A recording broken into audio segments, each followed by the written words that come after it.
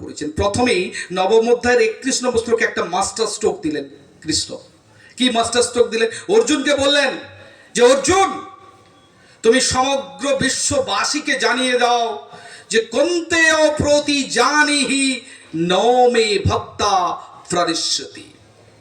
কাকে বললেন? অর্জুনকে দিয়ে বললেন যে তুমি সমগ্র বিশ্ববাসীকে জানিয়ে দাও অর্জুন যে আমার ভক্তের কখনো বিনষ্ট হয় না।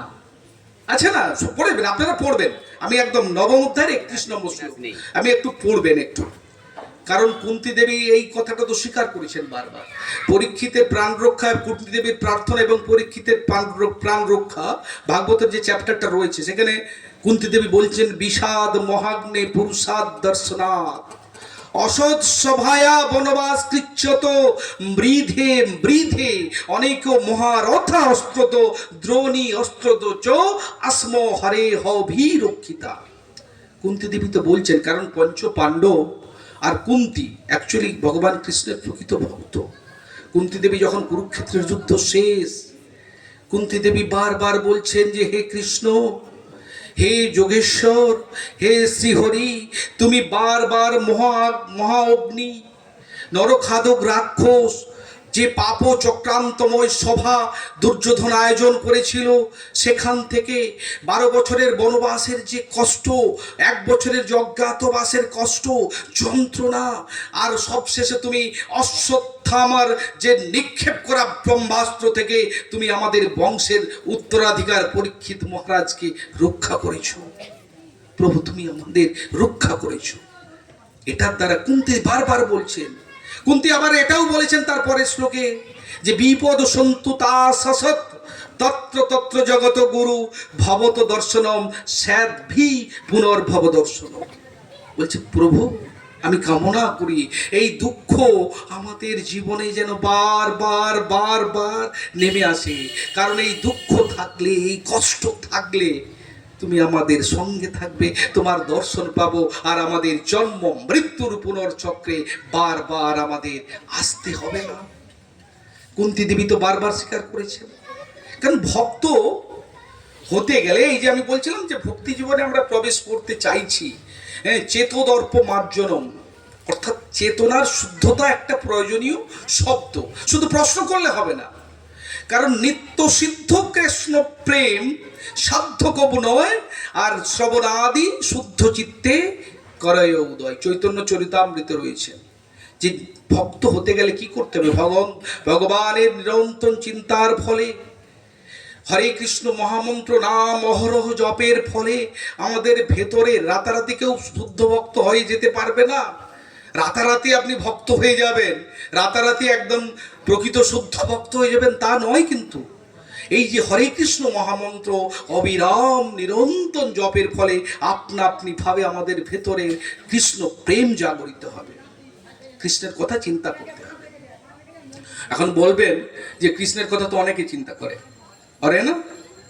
কৃষ্ণের আসরিক মনোভাবাপন্ন মানুষও কৃষ্ণের কথা চিন্তা করে, কংসের মতো। কংস কি কৃষ্ণের কথা চিন্তা করেনি? কি চিন্তা করতো? কৃষ্ণকে চিন্তা করতো কংস, যে কখন কৃষ্ণ আসবে আর আমাকে মার্ডার করে বেরিয়ে যাবে, তিনি এইভাবে ভাবতেন। অর্থাৎ কংস যেভাবে কৃষ্ণকে চিন্তা করতেন, কৃষ্ণের কথা কংস ভাবতেন, ওইভাবে ভাবা চলবে না। আমাদের কৃষ্ণের কথা চিন্তা করতে হবে প্রেম ও ভক্তি সহকারে, প্রেম ও ভক্তি সহকারে কৃষ্ণের কথা চিন্তা করতে হবে আমাদের উচিত। আর এর ফলেই দেখবেন ভক্ত ধীরে ধীরে আপনি একদম ভক্তি জীবনে আমরা প্রবেশ করতে পারব।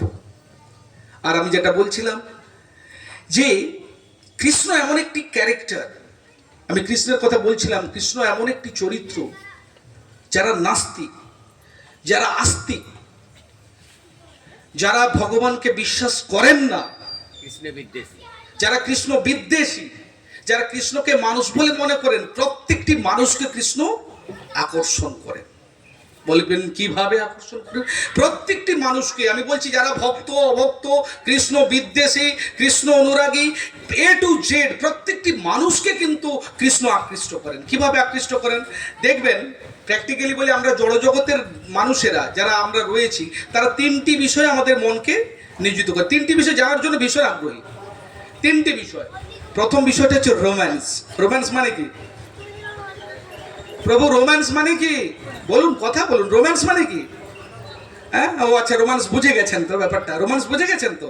মানে কোথাও যদি রোম্যান্সের কথা হয়, আমাদের তিনটি বিষয় মানুষ জানতে আগ্রহী, মানুষ ভীষণ উৎসাহী। আমরা যারা এই জড়জগতে থাকি, দেখবেন কোথাও যদি রোম্যান্সের কথা হয়, মানে প্রেম ভালোবাসা সম্পর্কিত যে কথা, রোম্যান্সের কথা হলে সবাই শুনতে চায়, চায় না? চায় না? রোম্যান্সের কথা শুনতে চায়। আপনি বলুন তো, বৃন্দাবন লীলা কৃষ্ণ যে রোম্যান্স করেছেন, কৃষ্ণের মতো এমন তো রোমান্টিক ভগবান আর পাবেন? কৃষ্ণের মতো এত রোমান্টিক ভগবান মানে এক আমার দ্বিতীয়, কৃষ্ণের মতো এত রোমান্টিক ভগবান আর নেই। আবার দেখুন, রোম্যান্সের পরে কি আছে? বিবাহিত রোম্যান্স, বিয়ের পর যে রোম্যান্সটা হয়। দ্বারকা লীলা পড়ুন, কৃষ্ণের দ্বারকা লীলা। তাহলে যারা বিবাহিত রোম্যান্সে শুনতে ভালোবাসে, তাদেরকেও কৃষ্ণ আকৃষ্ট করেন দ্বারকা লীলাতে। কিভাবে গুরু বৈষ্ণবদের সেবা করতে হয়, সংসার জীবনে কিভাবে চলতে হয়, প্রত্যেকটি কথা একদম দ্বারকা লীলাতে রয়েছে। হাঁ করে সাধারণ মানুষ শুনতে চায়। তারপর দ্বিতীয়টা কি? তিনটি বিষয়ের দ্বিতীয়টা কি? দ্বিতীয়টা হচ্ছে খবরের কাগজের কোন পেজটা? খবরের কাগজের মাঝের দিকে থাকে। দ্বিতীয়, সেই জন্য আপনারা খবরের কাগজ কেনেন, বই কেনেন, সেটা হচ্ছে পলিটিক্স। কারণ কিছু কিছু মানুষ দেখবেন পলিটিক্স শুনতে ভালোবাসে। খবরের কাগজ কেনেন কে জন্য? না, পলিটিক্সের যে কি খবর আছে আমি একটু সেটা শুনতে চাই, পলিটিক্সের কথা শুনতে চাই। আর বলুন তো, মহাভারতের মতো, মহাভারত যারা স্টাডি করেছেন 60,000 শ্লোক রয়েছে, মহাভারতের মতো এত বড় রাজনীতি কোথাও আছে? হ্যাঁ, এক সময় দেখবেন সারা ভারতবর্ষ স্তব্ধ হয়ে যেত। ছোটবেলা একটা সিরিয়াল আসতো, অনেকে দেখেছেন, মানে আমি দেখেছি, মানে কি ছোটবেলাতে, একদম অনেক ছোট তখন ছিলাম, মহাভারত নামে একটা সিরিয়াল আসতো না? যে সিরিয়ালটা আসতো, সেই সিরিয়ালটা যখন চলতো সারা ভারতবর্ষ স্তব্ধ হয়ে যেত, সারা ভারতবর্ষ স্তব্ধ হয়ে যেত। চোর চুরি করা বন্ধ করে মহাভারত দেখতো। আপনি বলুন, কৃষ্ণের মতো পলিটিশিয়ান আছে? এরা ধ্বংসাত্মক পলিটিক্স করে। কৃষ্ণের মতো এত বড় পলিটিশিয়ান নেই। গিনেস বুক অফ ওয়ার্ল্ডে মহাভারতের পলিটিক্স নিয়ে আলোচনা হয়েছে। তাহলে পলিটিক্সের কথা কিছু মানুষ শুনতে ভালোবাসে। আর সবশেষের যেটা বলছি, যে তিনটি বিষয় উৎসাহী, থার্ড নম্বর, তৃতীয় নম্বরটা হচ্ছে কি? খবরের কাগজের লাস্ট পেজ। সেটা কি? খেলার খবর। খবর কাগজের শেষ পেজে কি থাকে? প্র্যাকটিক্যালি জানবেন, খেলার খবর থাকে, খেলার খবর থাকে খবরের কাগজের লাস্ট পেজ। আচ্ছা, আপনারা বলুন তো, বৃন্দাবন লীলাতে ভগবান ছোটবেলার থেকে যদি আপনারা কেউ বাল্যলীলা স্টাডি করেন, সেখানে কি দেখেন আপনারা? ভগবান এথায় লাফাচ্ছে, ওথায় লাফাচ্ছে, এর ঘরে ঢুকছে, ওর ঘরে ঢুকছে, তার হাড়ি ভাঙছে। সারা বৃন্দাবন লীলার ছোটবেলায় শুধু তিনি খেলে বেরিয়ে কাটিয়েছেন।